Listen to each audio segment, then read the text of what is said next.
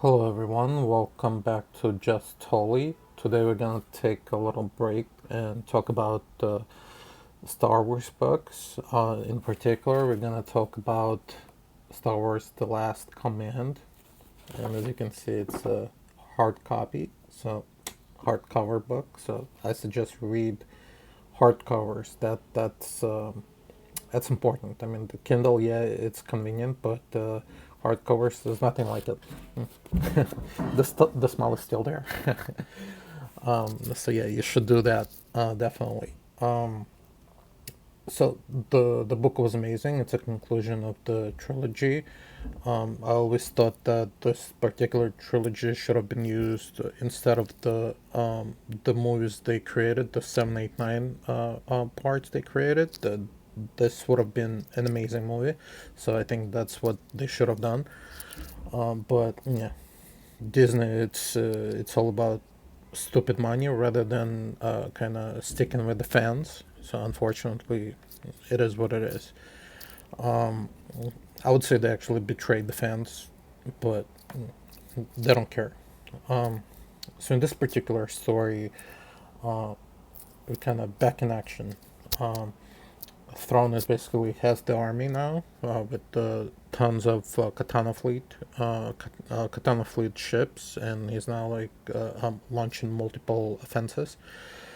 And one of them is Kaboth, Jedi Kaboth tries to go after Leia and Luke at Yukio, but they're able to escape.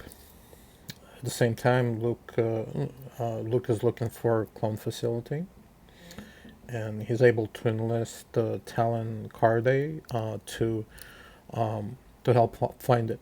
And Carde, he at the same time enlists uh, fellow smugglers to search for it, yeah, in a similar way.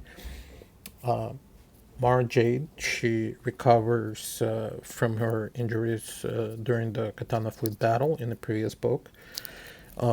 She's placed under, let's say, not house arrest, but more like watchful arrest because of her questionable history with in the Imperial Palace.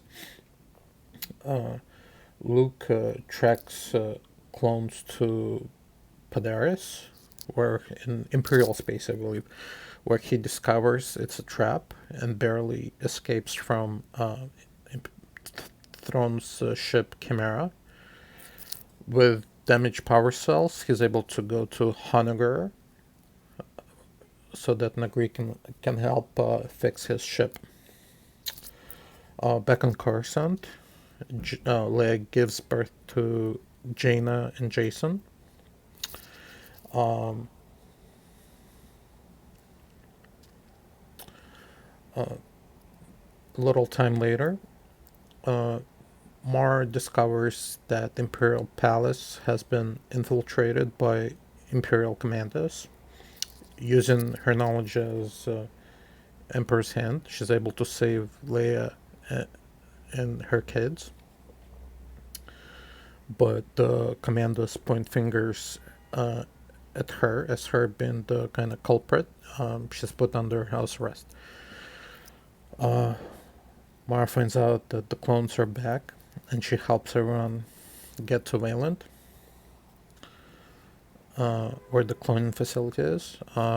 Throne attacks Coruscant and places cloaked asteroids, meaning nothing can get in or out. Team arrives to Wayland and start their hike through the forest to Mount Tentis. During their trek, Luke teaches Mara her force abilities, knowing that she would potentially need them. Um, and at the same time, Mara learns the true connection between Darth Vader and Luke Skywalker. That his Luke is the son of Darth Vader. Um, they enter Clone facility to destroy it, but encounter Kaboth. Leia arrives with Carde to Wayland, and finds the whole team under attack by Kaboth. Kaboth makes Luke fight his clone, and Mara finds correct timing to kill uh, the Luke clone and finally fulfilling Emperor's final command to her, which is awesome. Kaboth goes insane, but Mara is able to kill him. At the same time, Brock,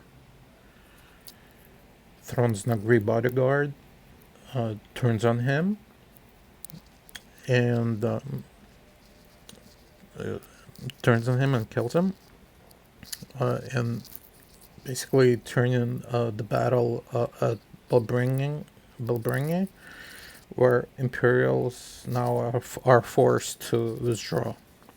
So this is like a rough overview of what happens in the book. So I have like a couple of comments about the book.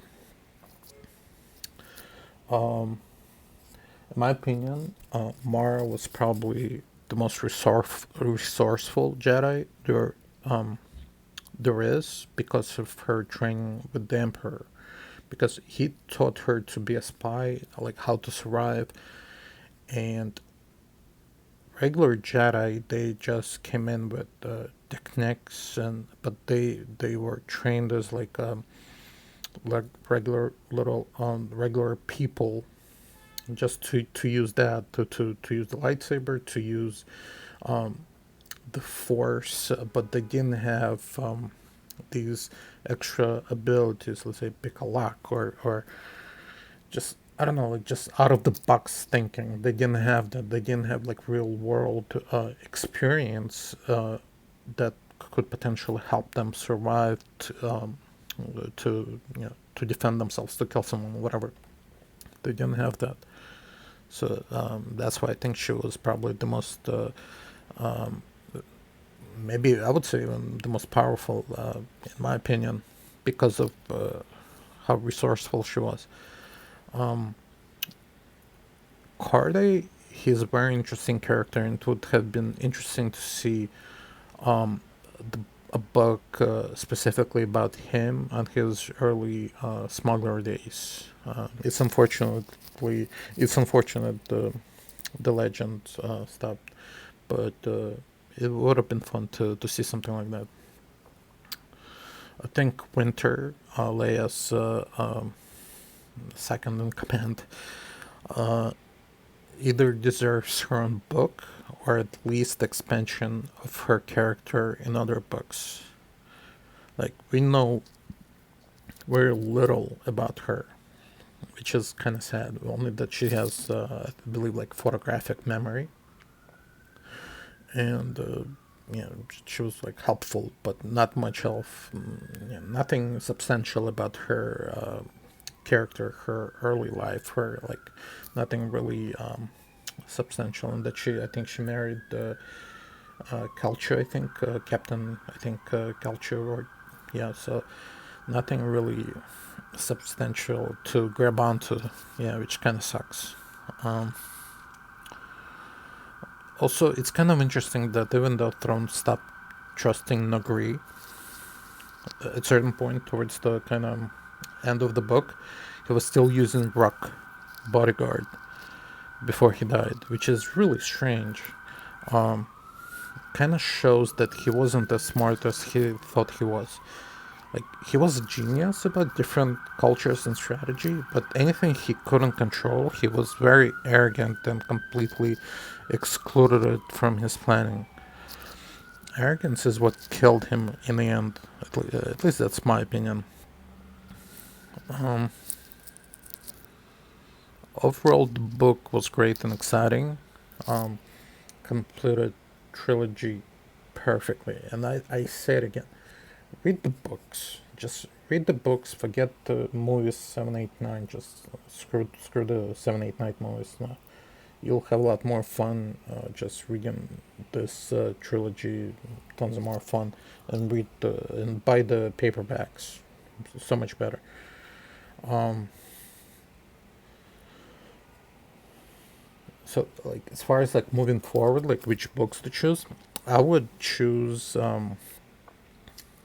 either Hand of Throne duology or full X-Men series. I don't have like the greatest explanation for why, but that's kind of, I think it's an individual level, but that's kind of my opinion. Like duology would continue on with the same characters, just move the story along with the same characters, but the X-Men series would give you a chance to expand your Star Wars universe a little bit, expand the number of characters, which are mentioned in the books, to maybe like take a breath from Throne universe, to maybe, so to expand it. So you could do that.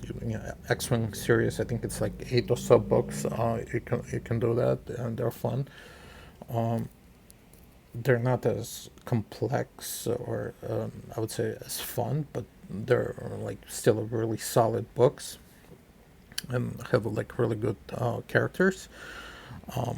And so you could do that. Personally, I think X-Wing, moving forward, I think X-Wing would make more sense to, like, take a break, like chill, like read these like X-Wing books, and then like full force into Hand of Throne duology. But if you don't want to wait, if you want to see how Mara and Luke continue, how uh, Han Solo, Wookiee, whatever, or like what happens with Throne, like how that continues. Obviously, you can read Hand of Throne duology. So, just like a small advice from me. So, thank you for watching.